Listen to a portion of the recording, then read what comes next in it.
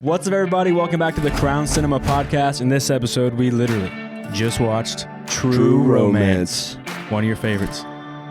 This is my favorite movie of all time. When I think of just a fucking movie, I mean, this is what I'm talking about. You get everything you need from this movie. You do, because you get so many wins throughout it. They get a lot of shit that goes wrong that ends in dire consequences, but they come out on top. It's fun, entertaining, cool story, nice journey. You got pimps killing pimps. You got gangsters killing cops. You got Elvis Presley. You got Elvis Presley in a hallucinatory, I don't know if that's the right word, but he's a hallucination. Essentially his voice of God. Yeah. And I mean, you got the most badass character ever in Clarence Worley, who goes from working at a comic book store and watching kung fu movies by himself in a theater, he goes from that to marrying Alabama, call girl. She'd been at it for 3 days. I guess he was so good that night that she just dropped it. Best case scenario when you get a hooker. Best case scenarios. Yeah, best case scenario when you get a hooker. Call girl, actually. There's a difference according to Alabama. Yeah. But anyways, yeah. If you look at old Gary Oldman's character, I don't think she's a call girl. I think she's just a straight up hooker. Yeah, she's a hooker. But yeah, he goes from comic book stores to being alone in theaters to marrying hookers and killing pimps. And then he becomes like huge drug dealer. Yeah. He's driving a purple Cadillac movie. He's talking to Elvis Presley in the mirror. He's having sex on the highway while the 18-wheelers are honking at him. Oh, yeah. Put the phone booth. Uh-huh. Yeah. He's riding roller coasters. Making drug deals.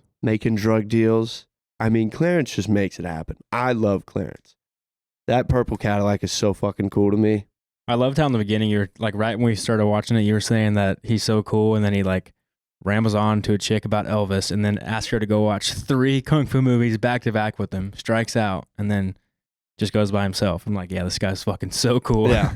No, the worst part was like, not only was he just talking about Elvis Presley, I mean, he straight up, nobody put a gun to his head and made him say this, but he was like, if I had to have sex with a man, I guess I'd fuck Elvis Presley. Yeah. And I'm just like, all right, wait, that's not as cool. He also didn't say it just one time. He kept reiterating it, confirming. I don't know if you guys heard me, but I literally would have sex with Elvis Presley.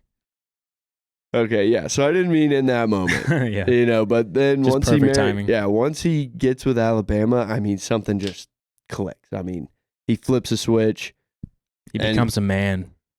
He does. And I love, like, because we don't know him either. Like, we're essentially, like, obviously I've seen this movie a bunch, but, like, I remember when I first saw it, I was like, nerd. Right. He's super, like, I mean, it's kind of a kick-ass life that he's living, he just works in a comic book store and listens to music. His boss is awesome. Yeah, his boss is clearly cool as fuck. Yeah. Gives him money when he needs it, and then also for his birthday, buys him a hooker. Yeah.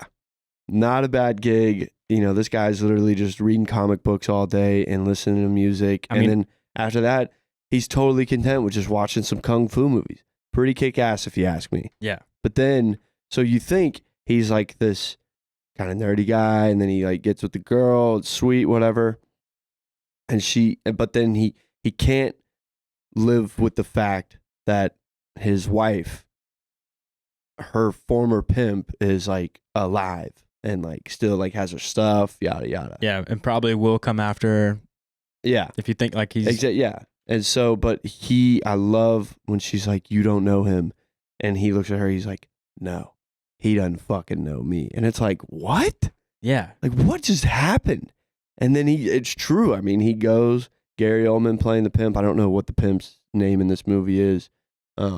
Interesting character. We don't have Scott on this episode, so there's no... Scott, look that up. Oh, damn. But, yeah, Gary Oldman plays a very interesting character. Very complex. He's a pimp. He's a white pimp that doesn't... No, he's white, but he... I guess just refuses to be white. I mean... Yeah, he just decides to just be transracial. Yeah, and like and it's not so much the fact that like he's per se like acting black, you know, like he's like putting on this role, like that's a bad way. He's literally saying like, Clarence, I guess you thought it was white boy day. I was like, whoa, how can you say that? It's also his black buddies just letting him drop the N-word. Yep, he's just however dropping he it. wants. Yep, I mean, and he's a bad motherfucker in this movie. Yeah, Kills Samuel L. Jackson. You see Samuel L. Jackson in the credits before the movie, in the casting, and you're like, oh damn, like what a cast! That's crazy. The cast is crazy. Yeah, and every character that you're like, oh shit, they're in it. They play this role. It's just like, it's wait, just what the fuck? Yeah, like you get Samuel L. Jackson, who literally his whole role is just talking about pleasuring a woman orally, and then he just gets shot, and that's it. That's all he's there for. But even you see Gary Oldman, you're like, okay, and then he plays this like crazy pimp that you don't expect Gary Oldman to be playing. Right. Yeah. Like he is like a fucking crazy good actor, but he will always be from the Dark Knight trilogy to me as Gordon. Yeah. Yeah. Oh my God. I don't know why I'm like blanking out right now. I don't know what is Commissioner Gordon. Thank you. Commissioner Gordon. Commissioner. Yes. And so like, yeah, to see. Anyway, so he's good, and then you got Brad Pitt, brother playing, Brad, yeah, brother Brad playing just some random stoner roommate that pretty much doesn't. Just bums. No, he tells the gangster, like he keeps getting his roommate and all of his friends like in serious trouble. So much trouble. He has no idea what's going on. Yeah, so you got Brad Pitt, another big name. You got Val Kilmer. Yeah. Who literally played Batman like right after this movie was made. Yeah. But all he does is he's in 2 scenes. He plays an imaginary Elvis Presley in a movie that has nothing to do really with Elvis Presley. And you never even really see him. You just like see him in the background, like, but like they don't even show his face. I thought you might have. I was thinking they were going to show his face at least one time, but it just shows that it's like in his head. It's mysterious. It's just the golden jacket, and you kind of see his hair like a little bit, but you never see his face. And I like you, Clarence. Wait, no. I like you, Clarence. Always have, always will. Yeah, that's the best. So yeah, Val Kilmer. Let's see who else. Fucking Tony Soprano in this. Tony Soprano, yeah. Yeah, and that we'll get to it. But yeah, just an unbelievable cast, but just some of the most random roles you could ever think of. And you know, biggest fact about this movie that makes so much sense when you watch it. Written by the man himself. Yep, and there's so many sprinklings of Tarantino in it, which is cool because this is I think it was his second screenplay that he sold. Is that correct? I believe that's right. I'd see something like that. Okay, I think it is whenever I hit the button. Okay. Yeah. All right. That's why the editor keeps cutting out. We're trying to figure out past few episodes. It keeps cutting out, but definitely my fault. I was saying, what was I talking about? It was his second. Yeah, second. So it was the second screenplay. I think that he sold, and the first one that he sold, he was pissed about the outcome of it because Oliver Stone directed it. It was Natural Born Killers. Hated the way that he directed it. Like it was not the movie he would have made. Really? Not the movie he intended it to be. So he was like really pissed off about it. But this movie, he was very happy with it. And you can tell because it looks like and feels like a Tarantino movie. Yeah. Like, I mean, I guess like the soundtrack is just a little like off-putting at times. But like just the way the characters talk to each other, interact. The violence for sure is Quentin Tarantino. Just the N-word usage for just white really people. Like what? Yeah, like for what reason? You know, that's Quentin Tarantino. But it's a great movie. It's a great movie. I love it. All right, what do you rate it out of 10? 10. 10? Is this your perfect movie? This is my movie. I'll give it a 9. Perfect movie. I'll give it a 9. I'll take it. No, I'll give it a 9.4, actually. Oh, yeah. Thanks, man. It is a good movie. There's really no complaints about it. Like, there's nothing that I don't really like about it. There's a few, like, some of the sex scenes are a little gross. Only the one in the beginning when she's licking his hairy happy trail. Yeah. That, you're like, okay. Well, but it's true romance. Yeah. Yeah. Like, okay. I will say there is I do have one complaint, and it sucks because Doesn't it's sound like a 10. It's such a great scene. It's Dennis Hopper with oh my God, what is that guy's name? Who? The Sicilian that kills Dennis Hopper's character. Oh, you talking about Christopher Walken? Yes. Yeah, definitely. Okay. I knew it. I just couldn't think of it. But when he's talking to him, and it's like the torture scene, kind of. But I just thought the delivery was like kind of corny whenever, Tony Soprano like cuts his hand and he just goes, "Ow!" Yeah. And then just stares at him, and then they pour water, and he's like, "No!" Yeah, just the short outburst of pain.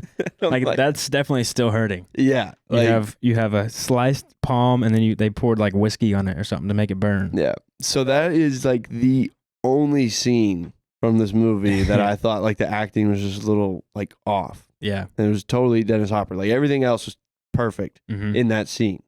Well, even no. Like even Dennis Hopper like telling the story about like how the Sicilian. I don't think that guy's name's Dennis. His name's Dennis. Oh, that is Dennis Hopper, huh? Yeah. Yeah. Yeah, it's literally like just that moment. Like when he gets his hand cut, he's like, "Ow!" I know. I felt like that too. That felt a little corny. Not corny, but like cringy almost. Just like a short little outburst. But that scene's so good because other than that, his acting is great. Because when he's telling the lie about when his son came, he does like something with his eyes where he like blinks a little bit off, and it cuts right to Christopher Walken, who like twitches his eyes and turns his head a little bit. It's like, the audience saw the unnatural blinking of his eyes. So did Christopher Walken. So like it kind of builds that tension where like it tells you what Christopher Walken's thinking because we all saw it, and that's a great scene. Yeah. Okay. What's your favorite scene from this movie? I honestly like when they get together. That's my favorite scene. In the very beginning, whenever Clarence and what's her name? Alabama? When Alabama, they finally like get together in the beginning. Like they first start flirting with each other and then like showing her falling in love because it does a great job because normally like when you see like a love scene like that, a romance scene, you see both of them falling in love with each other. And so like it will focus on the man and the girl, but Alabama's so pretty. She's a pretty actress, and Christian Slater's not that good looking of a guy, but he's cool in the movie. And so when it shows her falling for him, it's like the camera's there's like one shot just like focusing on her as he's like showing her the comic book, and she's looking at him. She keeps like not really looking at the comic book, more looking at him, and it just stays on her. That's like a good way of like seeing her falling for him without having to show him, because we know he's gonna fucking be in love with Alabama. But you show the girl falling for it, then it's like it convinces you more that it's a real relationship, like actual in love. Is this guy married or what? You're waiting for that one. Holy shit. That was your favorite scene? Well, because I liked how they showed that. I love Alabama and Tony Soprano fighting in the hotel room. Yeah, but that's just like brutal. Scene. That's just so brutal. Dude, that is one of the most violent scenes I've ever seen in a movie. Was this after or before Sopranos? This is before. Yeah. I think this movie was made in like 1990. Scott, can you get on that? Fuck, I gotta get on the fucking looking up. We gotta go back to our old ways. All right, so this movie was 1993. It was 93. Yeah. Okay, I mean Sopranos wasn't till like the 2000s. Okay. Yeah. It was 1999. That was Sopranos? First season. So that makes sense why he became Tony Soprano, because he fucking plays a brutal guy. Like one of the scariest villains. Like you saw Tony Soprano. What is his? The problem, I know his first name's James, and I hate to say this because I'm a huge Sopranos fan, but I do not know how to pronounce his last name. Gandolfini or something like that? I don't know. Let's see if we can do it. This is so disrespectful. It's so disrespectful to call him Tony. Gandolfini. That's what it is. Gandolfini? Yeah. Gandalf? Yes. Okay. James Gandolfini. It's pretty easy to, once you see it, you're like, oh yeah, that's definitely what it is. James Gandolfini. Yeah. Rest in peace. One of my favorites. You wouldn't believe it because I didn't know how to pronounce his last name, but it's true. But yeah, so I think that is my favorite scene. I'm glad that you enjoyed them eating pie at a restaurant at the beginning of the movie. It's really just that one scene when she's like falling for him, because it's adorable. Yeah. Yeah. One of like the most violent. Because most of the time, these kind of love scenes are a little bit corny to me. Like I don't really believe them. But because it just shot on her, that one still shot. Well, it doesn't help that we just watched Heat and you just could not stand Robert De Niro's love interest. Yes, so that's something too, because like she has the Southern accent that is believable and cute, versus the one in Heat accent's fucking terrible. Like, get this hick bitch away from me. Makes no sense that she has this country accent. Well, no, she's from like the Appalachians or something. Did she say that in the movie? Yeah. Oh, okay. Anyway.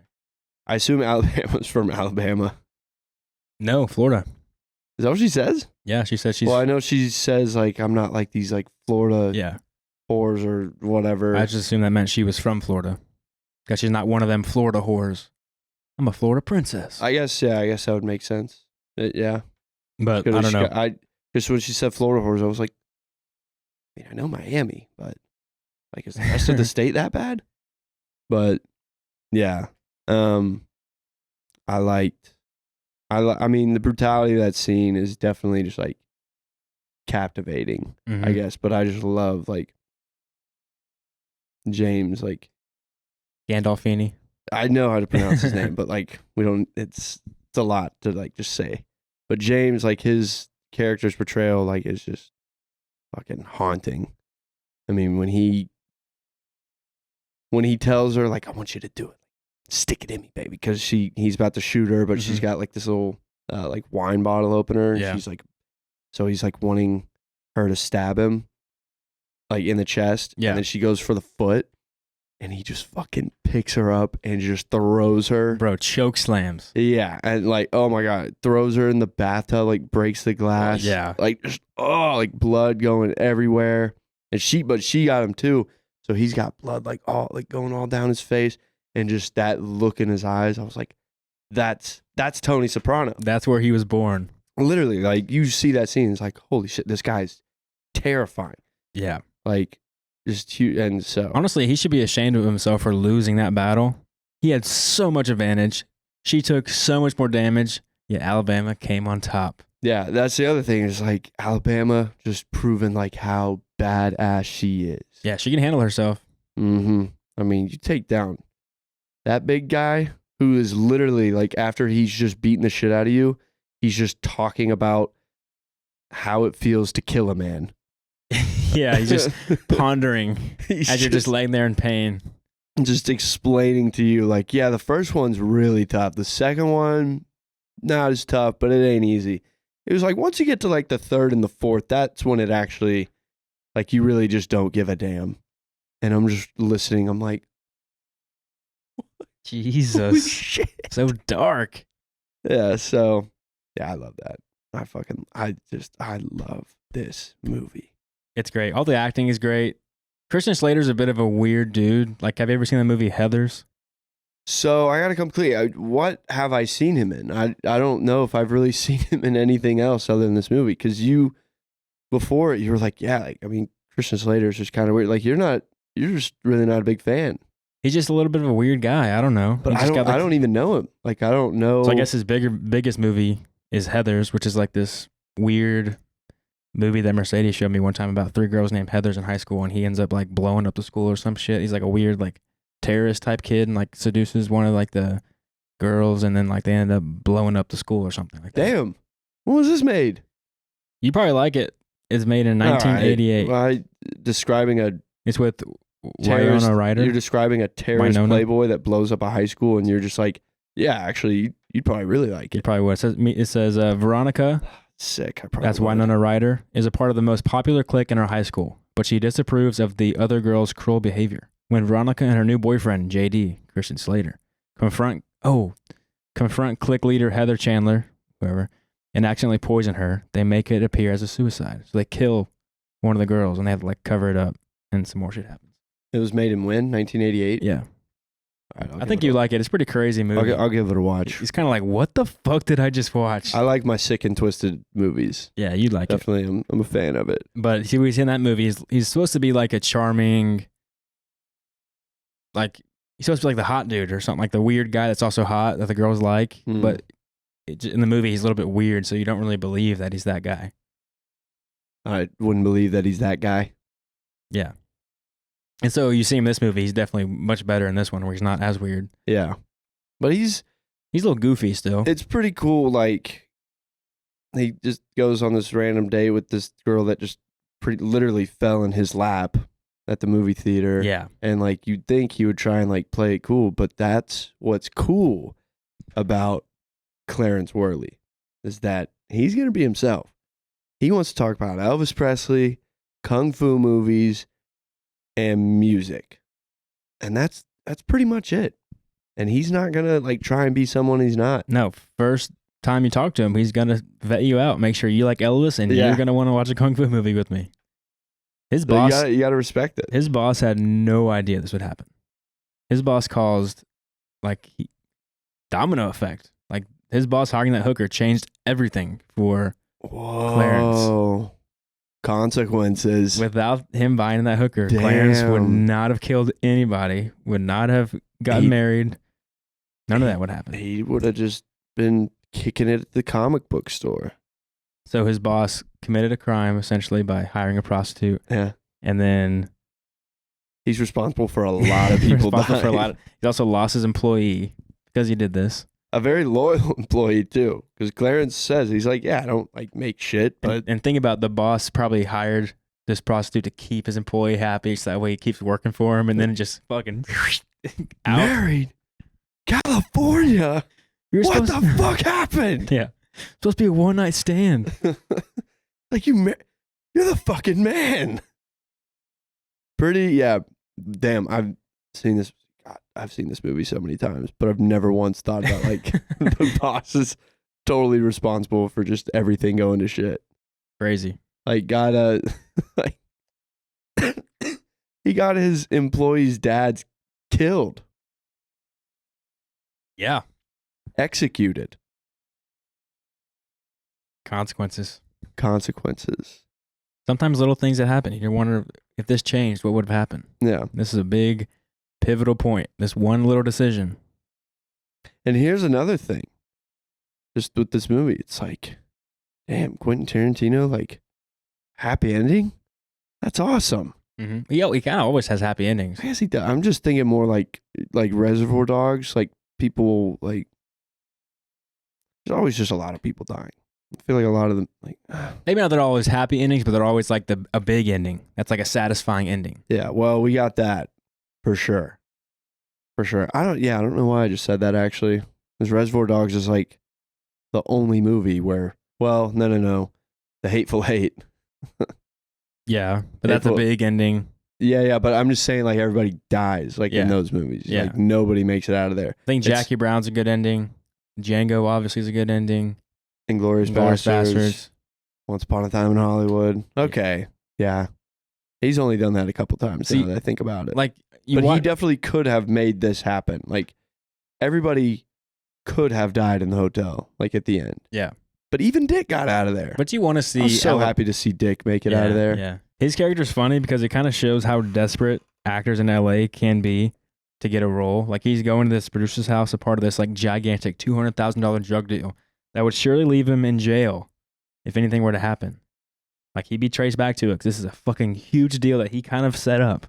So he's obviously a part of it, all just the hopes he gets the role. Yeah. Like, even Lee, the producer of the movie, he's like, Dick, why are you here? Yeah. And he's like, I'm an actor. Yeah. He's like, okay. Maybe that's like... Why are you at a fucking drug deal? I wonder how many like actors like, I don't know, like have found themselves in just similar situations. It surely has to be a thing that actors are always tagging along just so they can like meet people and try to find producers and for sure get gigs. Yeah, because at this point, like Lee is definitely like one of the top producers in Hollywood. That's why the cops like jump right on this case. Mm-hmm. Like, oh, this would be an insane bust.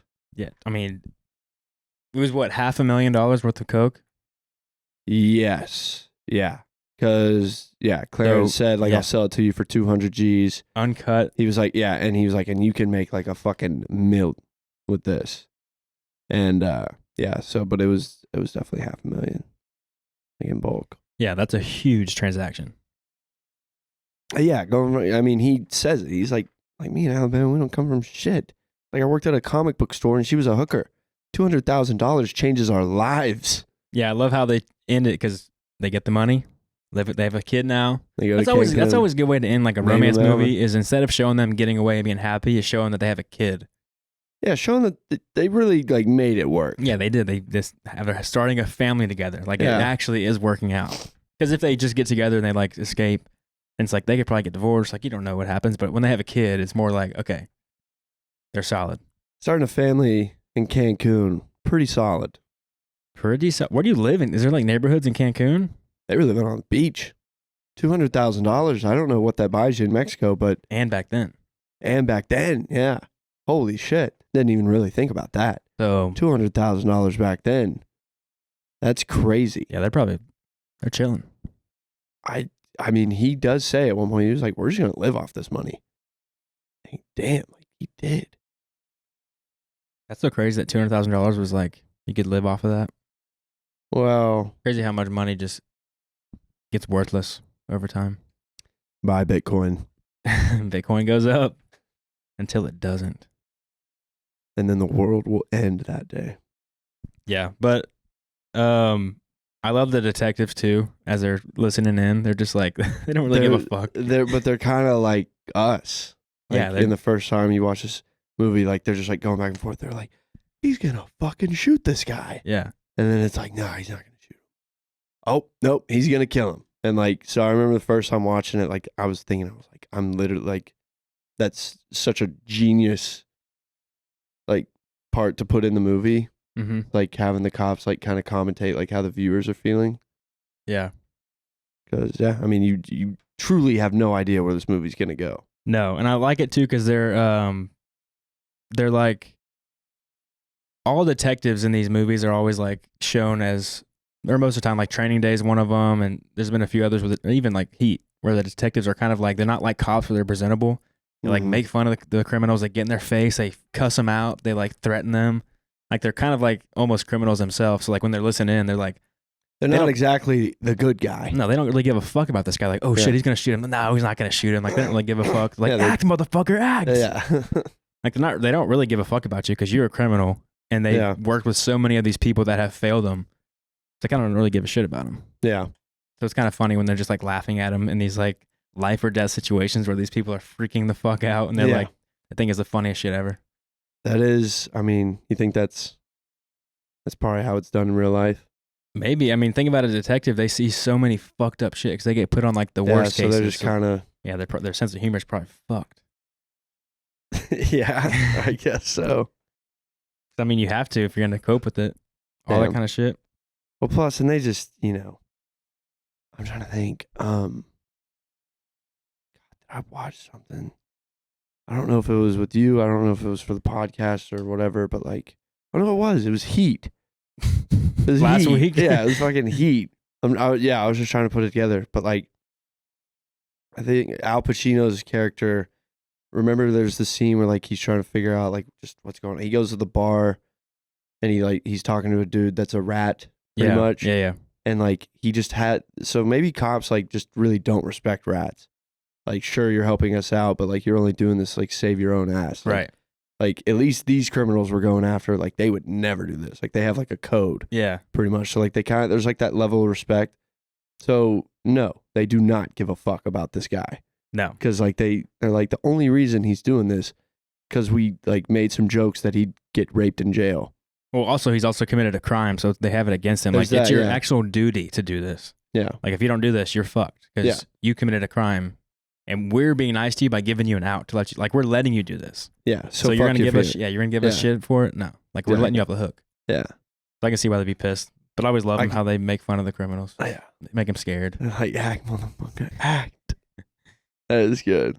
Yeah, the Mexican standoff at the end too, crazy. Yeah, that's a good There's a ending. crazy, yeah. I mean, that is as Quentin Tarantino as it could possibly get. Yeah, And then poor Lee, the producer, he's got these bodyguards with him, and the cops show up, and like his bodyguards are like, "No, you put your fucking guns down." Yeah. And Lee's like, "What are you doing? Like, yeah, these are cops." And then just nightmare scenario, your bodyguard looks at you, he's like, "I never told you something, Lee, but I hate fucking cops." he's like, what? Like, No. Like just the worst thing that could possibly happen. Well, not the worst thing. Yeah, we saw the worst thing. worst thing that could happen is that the drugs that you're about to buy are like they're being hunted down, and they had no idea.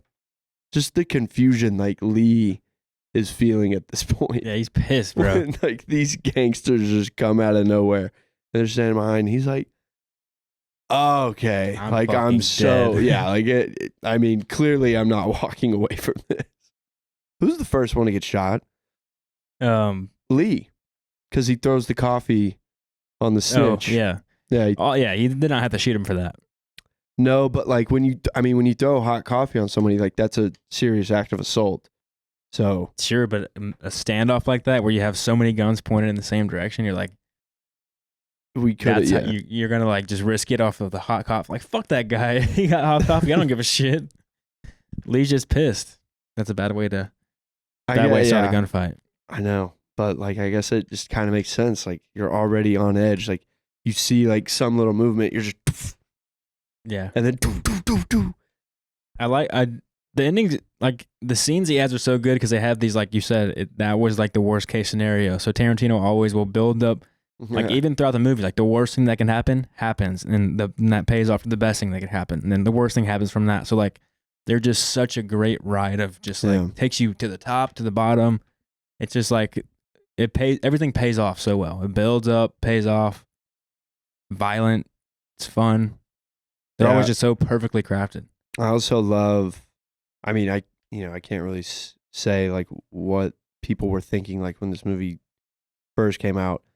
I just love the name of the movie, and then you get this. Yeah. I mean, there's no way anybody saw that coming. That's one hell of a love story. Yeah. And then romance movie. So what, 1993, I don't really know like how famous Brad Pitt is yet. I don't know like how big of a name he is. But I think he was definitely like a heartthrob at this point. Yeah. When you have a movie called True Romance, and then you got like fucking Dennis Hopper and Christian Brad Slater. Pitt and Christian Slater like in the casting, you're like, oh, this will be adorable. And probably maybe a nice little rom-com. Yeah. Gary Oldman's just dropping the N-bomb and shooting Samuel L. Jackson. Like, wait a minute. Like, am I at the right movie? Yeah. Like, did I get the right ticket? Am I in the wrong theater? So I like that. Who's your favorite character from the movie? Besides, you can't say the main dude. No. He's, I don't know. I think it would have to be the guy that kills Dennis Hopper.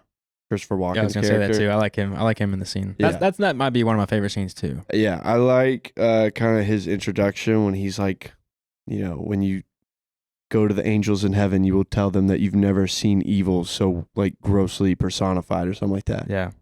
I can't remember like the exact quote, but I just remember like the first time I heard it, I was like, that was cold. Yeah, imagine. Damn, that's terrifying. Like, this guy's literally saying like, I'm the fucking devil. Like, you are not leaving here alive. And he's probably a badass because he said he hasn't killed anybody in X number of years. Yeah, he was like, I haven't killed a man since 84. Yeah, it's like a significant amount of time. So like, yeah, he's high up in the crime world and has done some fucked up shit probably to get there. Yeah. This guy doesn't fuck around. Yeah, so he was my favorite. I love, Dick is just, he's just so fucking funny to me. Mm-hmm. He's like his character's like a golden retriever or something. Yes. He gets so happy, but then like every emotion that he has, he's just, it's like 100% all the time. Like whenever Clarence like shows up to his apartment, like he just goes from being so pissed off at Floyd to just like, what? Yeah. And then like when he sees the cocaine, he's like, what? Yeah, he's just like a happy dumb guy. Yeah. Just floating through life. Just a golden having a good retriever. time. Like, why are you here? I'm an actor. I did think it was weird. The one scene that was pretty weird was whenever Alabama kisses his dad goodbye. Like makes out with him for a second. Yeah, she's like what? About to make out with him. She wasn't going to stop either, it didn't look like, until... She went for the second one, and then it cut away, so she went back for a third one probably. Because then Clarence is like, what the fuck are you doing? Yeah, what, bro? She's I don't know, but that's like, it's like showing her character. I mean, she's a wild card for sure. Like, Yeah. I mean, she was a hooker. she was a hooker. Like, she's not totally innocent, but even just the way that she like dresses, like, I mean, dude, when Tony fucking Soprano is just beating the shit out of her, like she's got like purple cheetah print leggings on Yeah. and like some like crazy goofy like souvenir sunglasses on. Mm-hmm. She's rocking like the fur. I don't know. Like she's definitely just like all over the place. Yeah. So her making out with Christian Slater, with Dennis Hopper, the dad, I guess it kind of makes sense. It's also funny too with whenever Christian Slater he's talking to some guy about Elvis. He's reading the Elvis magazine and he's like, he's saying he says that whatever the biggest fan tier he said was like, the Fanatics. Yeah, they said the Fanatics, they're kind of crazy to me. I think they're kind of weird. And it comes to him wearing fucking Elvis Presley sunglasses. Yeah. Like, buddy, you're a fanatic. Your inner voice is Elvis. Yeah. First scene in this movie, I mean, you were talking about having sex with him when nobody asked you to do that. Nobody like put you on the spot. You made that scenario up just so you could talk about it more. Yeah. Yeah, it's a little... Just so you could admit that you would. Just let everybody know. I mean, it's cool though, man, because like, at least, he listens to that crazy little voice of his. He listens to the king. It worked out too. Yeah, the king tells him, he was like, you need to go to that pimp and put 2 bullets in him. Some shit got fucked up, but pulled it off. They're safe now. Nobody's after him. Shot a pimp in the dick. And the fucking forehead. Yeah, just a tough way to go. I mean, he made him sit there too. Look at me. That's always fucked up. He's like, I want you to open your eyes. That's like, yeah. Damn, like, all right, Clarence is with the shits. He wasn't bluffing when he was like, no, Alabama, he doesn't know me. Do you know how many fucking kung fu movies I've watched? Yeah, it's like, wait a minute. Have you done this before? I wonder if because his dad was a cop, he was able to work with guns. Maybe he's not seen action, but like has heard stories about it. So maybe that's where he's like, why he has the balls to go and do this, because his dad's maybe been involved in it. I mean, he definitely, like he alludes to like they kind of give you a little bit of his backstory. Like he definitely, like he grew up with divorced parents, alcoholic father, but like he never like asked for handouts or anything like that. That's right. So he's resourceful. He's super resourceful. Yeah, so he's a tough dude. So like it's clear that he must like been traumatized because he likes to kind of just do things alone. I don't know if he's like so much a loser as like he just kind of enjoys escaping reality. Like he works in a comic book shop. He just reads comic books all day. And then after that goes and watches kung fu movies, like, and then listens to Elvis Presley. He's just doing him. Yeah. Like he just kind of wants to be left alone. But now that, not totally, because he does try to find a girl in the first scene. He's definitely a little lonely. Yeah. Okay. That's true. The first time we meet him, he's like trying to entice a girl to become his wife. Yeah.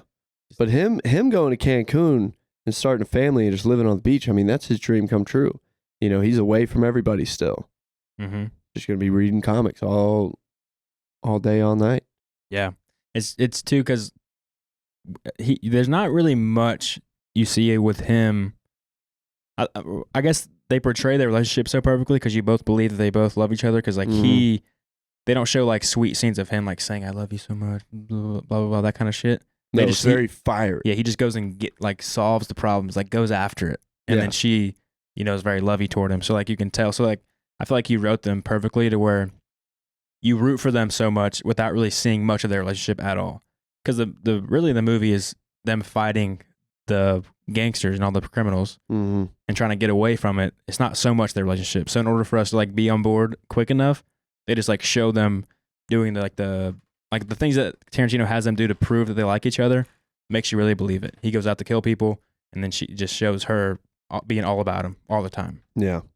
Always giggling, happy with them. They never fight, except for once. He like screams at her, and then she's like, actually, that was so hot. Oh, yeah. When he says he gets back from killing the pimp. Yeah, his name was Drexel, by the way. Oh, that's right. That's what Gary Oldman's character was. But he's like screaming at her like, you want to fuck him? You love him? It's like, no, that was just so hot.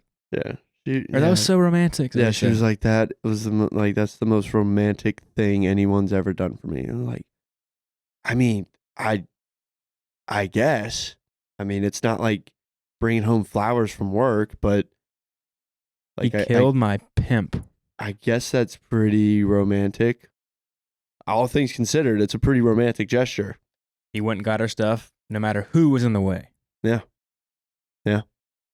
Killed the only thing that like kind of posed a threat at that point. What a man. He's like, God, if all he had done was just kill the pimp and get her clothes back, well, they don't end up in Cancun. Who knows what they end up doing? They could have done anything else. That's the thing about these movies is that I feel like literally if you just like move to a different state, like the next state over, you're kind of safe because they really don't give like criminals. I don't feel like they're not going to hold that much of a grudge against you if you just kind of do it and then dip. What, kill a pimp? Yeah. You're not talking about the cocaine. You're talking about just literally killing the pimp and then just leaving. Yeah. Because, okay, yeah. No, that makes sense. I guess the cocaine, they'll chase that down. They do. They do. Because they go all the way. They go from Detroit to L.A. Yeah, because it's uncut. So they would have made their million. That's their $1 million right there. Yeah. Or even more. Yeah, so they're pissed. Yeah, so I guess that makes sense. But just a kick-ass movie, man. And like I said at the end of it, just makes me feel American. Like, I just ate a double bacon cheeseburger from Sonic before this movie, washed it down with a Coors Light, and I watched this. I mean, I'm ready to go. I'm pumped. Yeah, I wouldn't say it's one of my favorite movies, but it's definitely a movie that I will watch over and over again. Like, I don't think I would put it in my top 10, not to take away from it. It's just not one of the ones that I go to. But I do love this movie a lot. I mean, I gave it a 9.4. Yeah. But I don't think I'd put it in my top 10 list, maybe. Maybe I would. I don't know. It is a great, I guess, like, kind of comfort movie.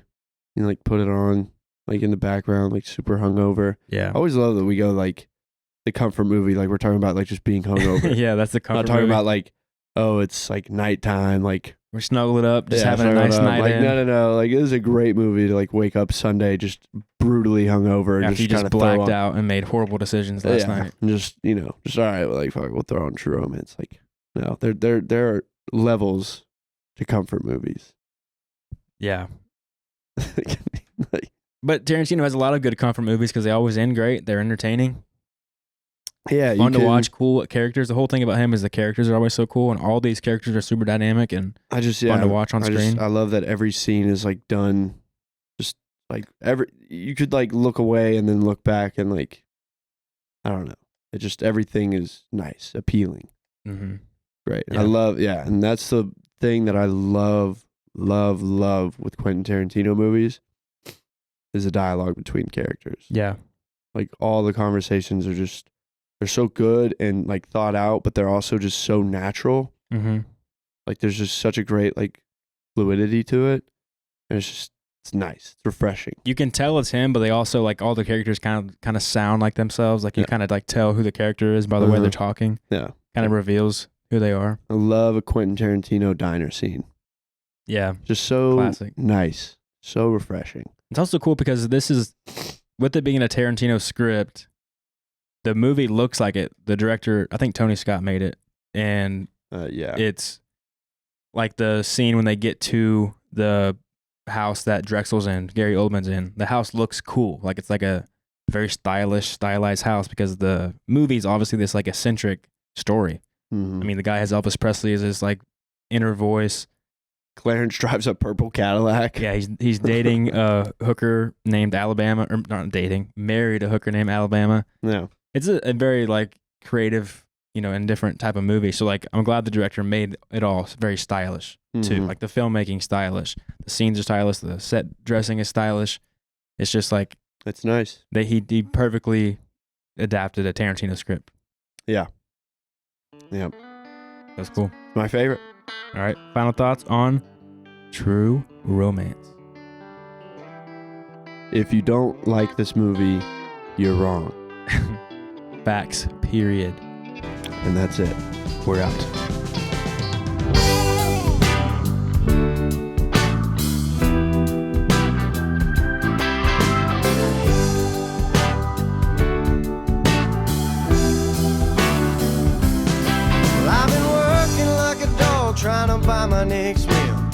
Seems all I do is drive. And when the boss man sends my next check in the